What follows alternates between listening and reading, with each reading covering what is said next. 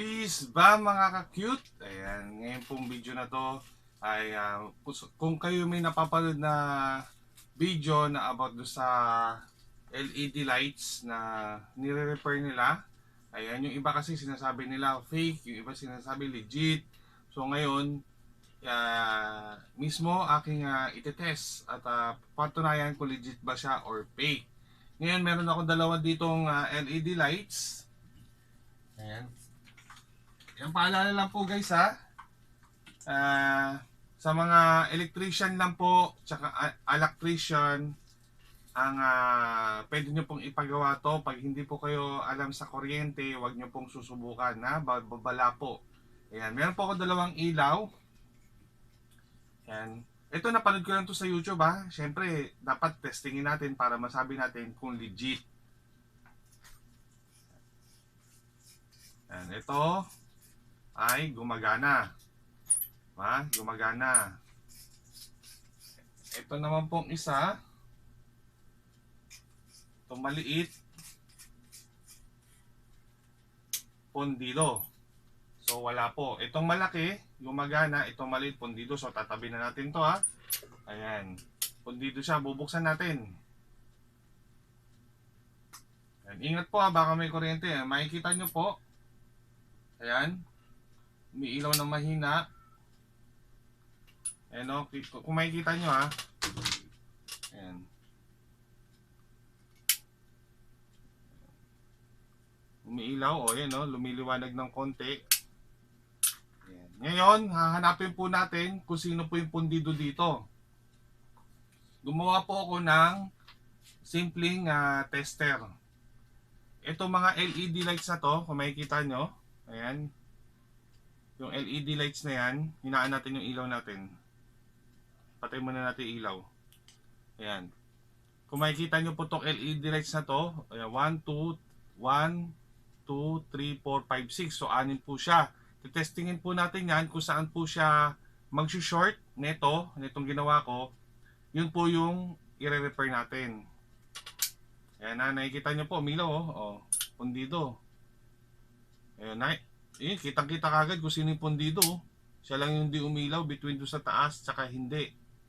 Makikita nyo naman po, ito lang yung hindi umiilaw, yung pundido dito sa kabila ito.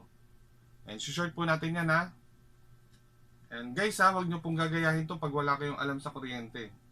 And short natin. Yan umilaw guys.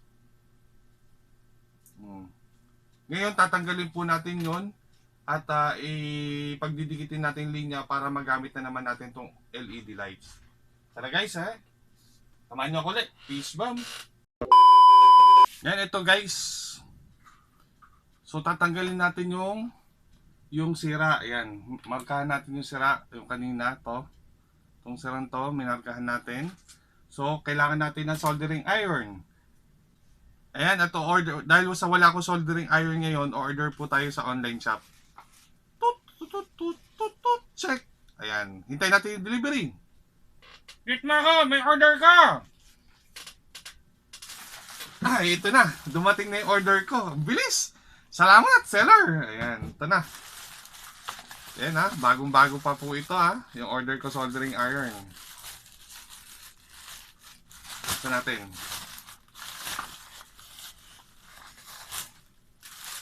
Para dito talaga to kaya umorder ako ngayon.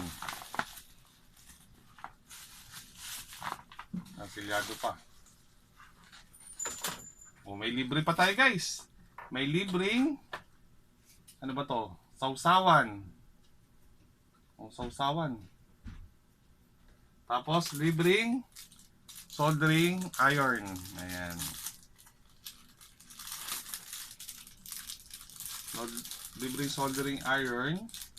Siyempre, itetest natin tong soldering rod. Baka mamaya hindi gumagana. Is ma-fake tayo ni seller.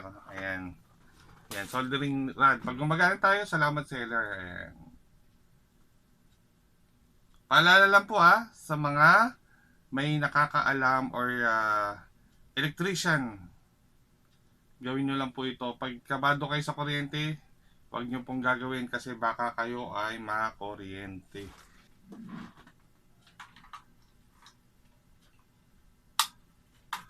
Yan, umiilaw yung loob. Ang kagandahan dito is meron na siyang adjustable ng init mula 200 range hanggang 450. Yan, tingnan natin kung mainit. Oh, mainit guys. Ayan, taasan natin. 450. So, tatanggalin lang po natin yung sira na.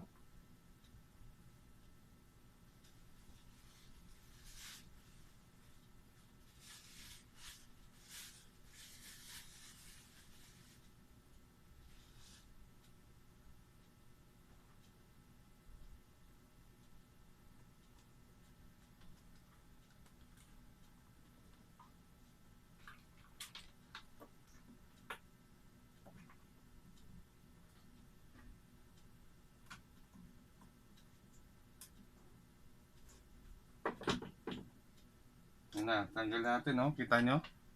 Ayan na natin, iwala natin yung ilaw, ha? Ayan.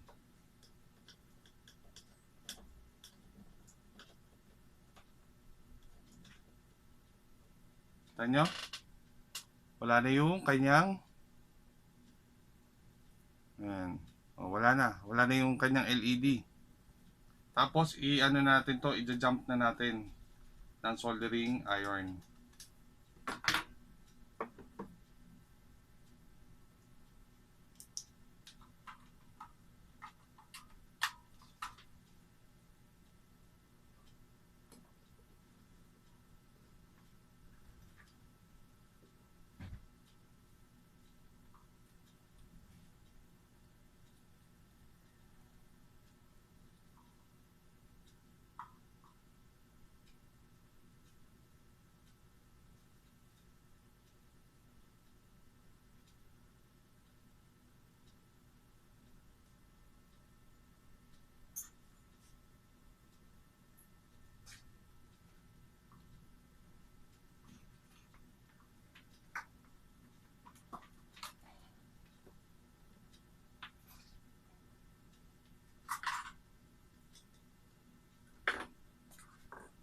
And guys, na-jump na po natin.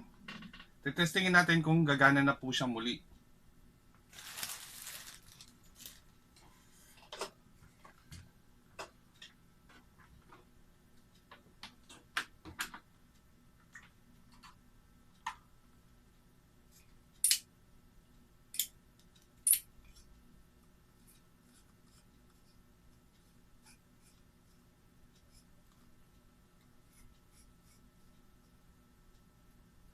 Oh, gumagana na siya.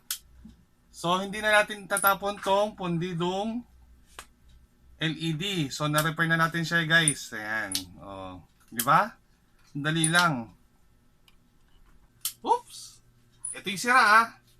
O, gumagana na uli. So, mapapakinabangan na naman natin. Ayan. At, may komento po ko, ito, hindi po ako 100% na electrician or electrician. Ayan.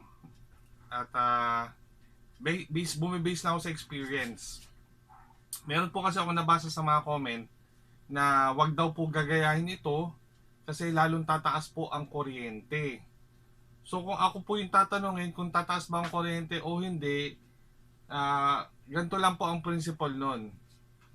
Pag gumamit ka ng dalawang ilaw, mas mataas ang konsumo mo ng kuryente.